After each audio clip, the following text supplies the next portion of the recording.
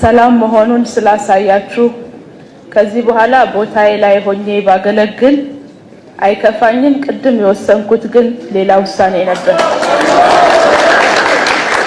ለሰላም፣ ለፍቅር፣ ለአንድነት ያላችሁን ይሁንታ አረጋግጣችኋልና ለአላህ ምስጋና ይገባው። ዑለማዎቻችን ለእናንተ ረጅም ሐያትና ሙሉ ጤና አላህ ይስጣችሁ።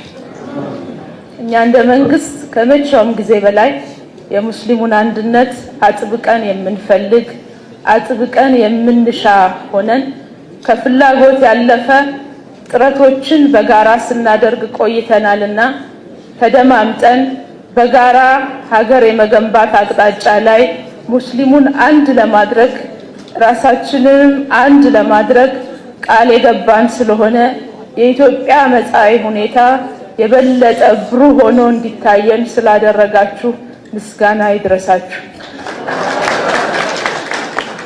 በተረፈ ቀሪውን ጉዳይ ላይ መንግስት ስትፈልጉትና ስትጠይቁ እገዛችንን ስትሹ ብቻ ከጎናችሁ ለመቆም ለማገዝ ለመደገፍ ዝግጁ ነን። ከዛ ውጪ ተቋማዊ ነፃነታችሁን ጠብቃችሁ ሙስሊሙን ህብረተሰብ ለሀገር ልማት፣ ለሰላም፣ ለአብሮነት፣ ለአንድነት፣ ለመከባበር ሁልጊዜም ቢሆን ዝግጁነቱን እያረጋገጠ እንዲሄድ የበኩላችሁን ሚና እንድትጫወቱ ጥሬን ለማቅረብ ወዳለሁ። ክቡር ዶክተር ጠቅላይ ሚኒስትር አብይ አህመድን በግሌ እንደ አንዲት ሙስሊም እንደ ስራ ባልደረባ ደግሞ ይሰጡኝ የነበረውን አመራር ስለማቅ ምስጋናዬን ለማቅረብ ፈልጋለሁ።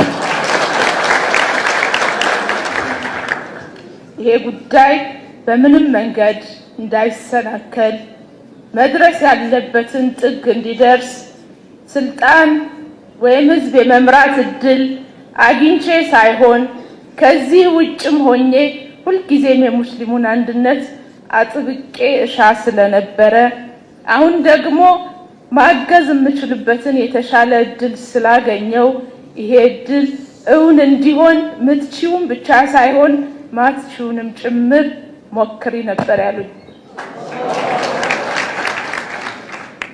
ይሄ ሁልጊዜ አይገኝም። ቅድም ሙፍቲ እንዳሉት በተገኘ ሰዓት ደግሞ እንዲህ አይነት እድሎች እንዳይባክኑ አድርጎ ለመጠቀም በጥበብ የመጣንበት መንገድ ዛሬ በሙስሊሞች የትግል ታሪክ ትልቅ ስፍራ የሚሰጠውና ሁሌም ሲዘከር የሚኖር ይሆናል ብዬ አምናለሁ።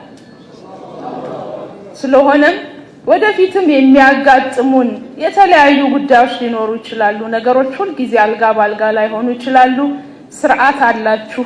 በስርዓታችሁ መሰረት የሃይማኖቱ ልሂቃን አሉ።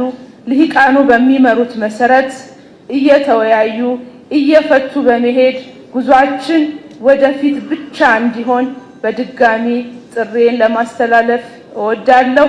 እዚህ ስላደረሳችሁ ለኢትዮጵያ ሕዝብም ለሙስሊሙ ህብረተሰብም በአጠቃላይ ትልቅ እረፍትና ታላቅ የረመዳን ስጦታም ነው ብዬ አምናለሁ። ስላዳመጣችሁኝ አመሰግናለሁ። ወሰላሙ አለይኩም ወራህመቱላሂ ወበረካቱ።